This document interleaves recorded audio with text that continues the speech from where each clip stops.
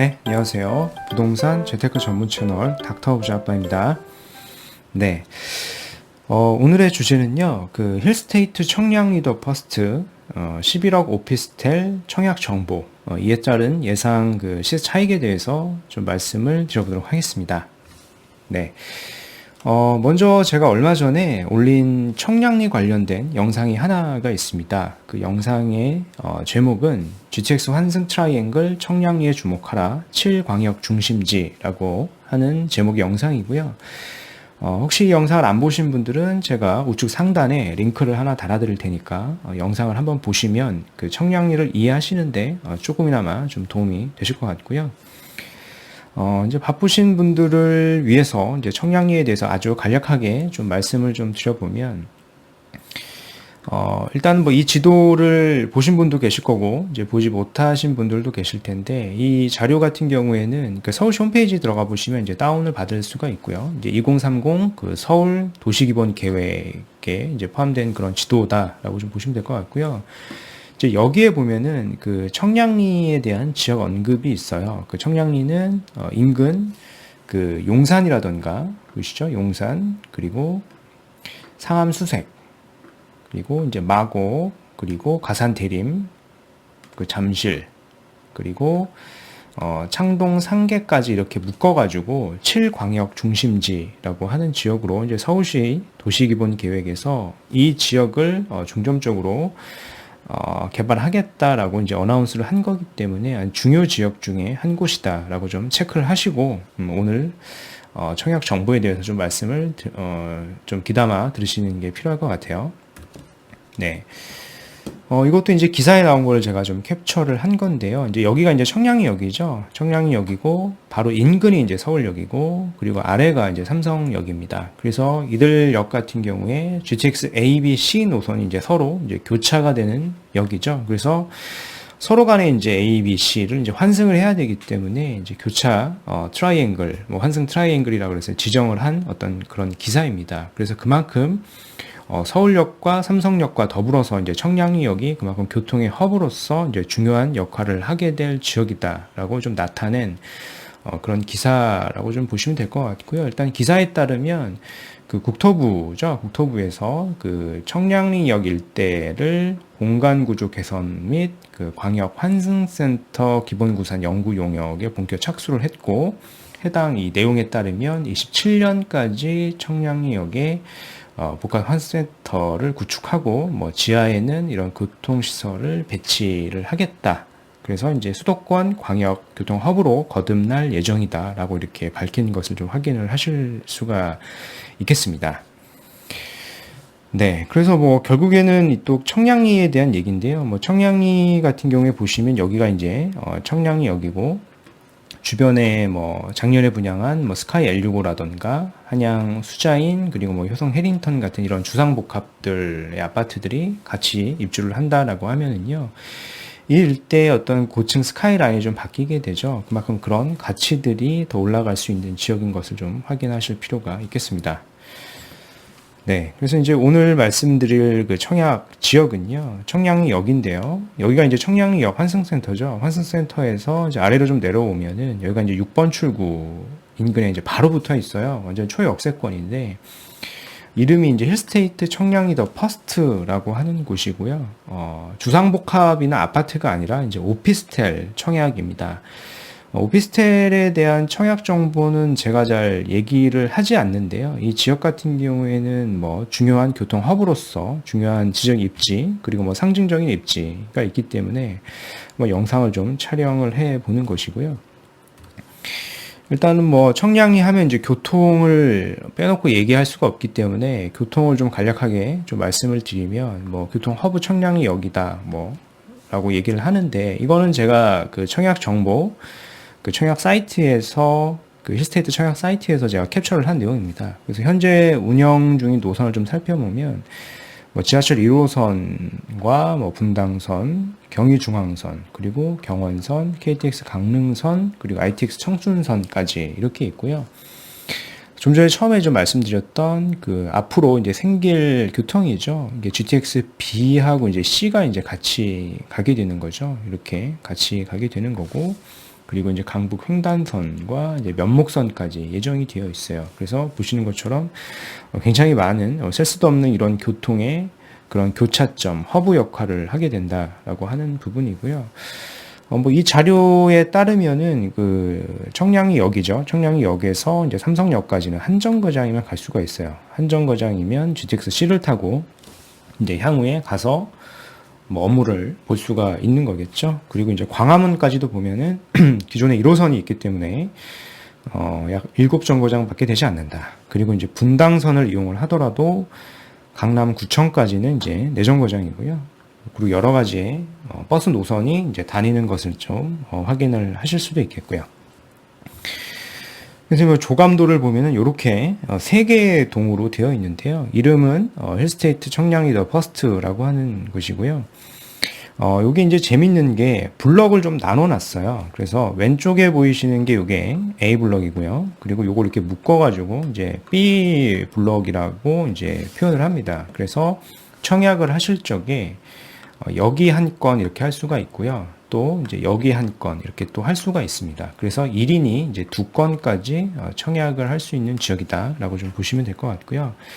하나는 좀 소형 타입으로만 구성이 되어 있고요. 그리고 요거 같은 경우에는 주로 84 타입으로 이제 구성된 타입이다라고 좀 보시면 될 것 같아요. 그래서 이렇게 틈새적으로 블럭별로 이제 각각 이제 청약을 할 수가 있다라고 하는 부분을 좀 체크하시면 되겠고요. 그리고 이제 청약 신청 날은 5월 27일이죠. 이제 다음 주 수요일, 이제 다가오는 수요일에 오전 8시부터 이제 17시 30분까지 청약 홈에서 이제 받게 되고요. 뭐 스마트폰 앱이나 PC 사이트를 통해서 이제 청약을 하실 수가 있고요. 당첨자 발표는 바로 다음 주 화요일에 4시 이후에 이제 발표가 됩니다. 그래서 그걸 확인을 하시면 되겠고요. 그리고 나서 이제 바로 그 다다음 날 바로 이제 계약 체결이 실행이 됩니다. 특히 이제 여기는 이제 오피스텔임에도 불구하고 뭐 청약 과열지구이고 이제 서울로 속하기 때문에요. 전매 제한이 소유권 이전 등기 시까지 좀 제한되어 있다라고 하는 부분을 좀 확인을 하셔야 될 것 같고요. 그리고 이제 공급 물량의 총 공급 물량의 20%는 이제 서울특별시 거주민에게 우선 공급이 되고요. 나머지 80%만 이제 기타 지역으로 이제 간다라고 보시면 될 것 같고요. 특히 이제 오피스텔이다 보니까 청약 통장 가입 여부하고는 무관하게 이제 청약 신청을 할 수가 있다라고 하는 부분을 이제 확인을 하시면 되겠습니다. 단 이제 여기가 이제 A 블럭, B 블럭 이렇게 나뉘어져 있다라고 제가 말씀을 드렸는데요. 이제 A 블럭 같은 경우에 한꺼번에 이제 2개를 청약을 하게 되면 중복 청약이라 그래서 이제 청약 전부가 무효 처리되니까 그 부분을 좀 주의하시면 되겠고요. A 블럭과 B 블럭 이렇게 나눠서 각각 청약을 한 건씩 하는 것은 이제 괜찮다라고 말씀을 드리겠습니다. 이제 블럭이 나뉘어져 있다 보니까 이제 주소지도 각각이 되어 있어요. 보시면 A 블럭 같은 경우에 이제 소형 평형으로 이루어져 있는 A 블럭 같은 경우에 전농동 620-56번지로 되어 있고요. 이제 B 블럭 같은 경우에 전농동 620에 60번지로 되어 있습니다. 그래서 그 부분을 좀 체크를 하셔야 되겠고요. 전반적인 좀 레이아웃을 살펴보면 이제 아까 말씀드렸듯이 여기가 A 블럭이고요. 그리고 떨어져서 바로 이제 B 블럭이 있습니다. 그리고 A 블럭 쪽이 역하고는 이제 더 가까운 것을 좀 확인을 할 수가 있고요. 이제 A 블럭은 다 이제 소형 평형이에요. 보시면 다 59 이하만 있습니다. 59나 이제 30 53, 뭐 38, 뭐 37 이런 타입들이 있겠고요.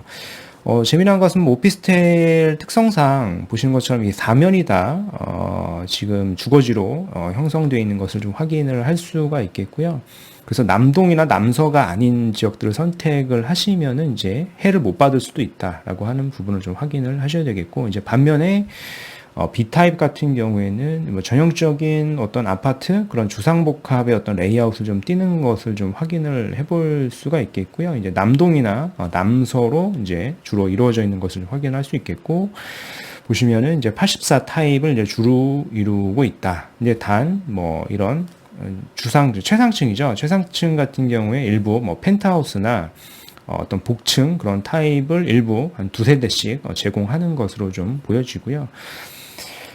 구체적으로 좀 레이아웃을 좀 살펴보면 요게 이제 59 타입이에요. 보시면 A동에 있는, 그러니까 A 블록에 있는 59 타입인데 어떻게 보면 이게 24평의 구조로 일반적인 아파트 구조의 24평이라기보다는 한 20평 정도 되는 그런 아파트 구조라고 좀 보시면 될 것 같고요. 이제 방이 이렇게 두 개가 있습니다. 그래서 뭐 현관 나오면 이제 화장실은 이제 두 개가 있지만 이제 방이 두 개밖에는 없는 구조다라고 하는 부분을 좀 확인을 하실 수가 있겠고요.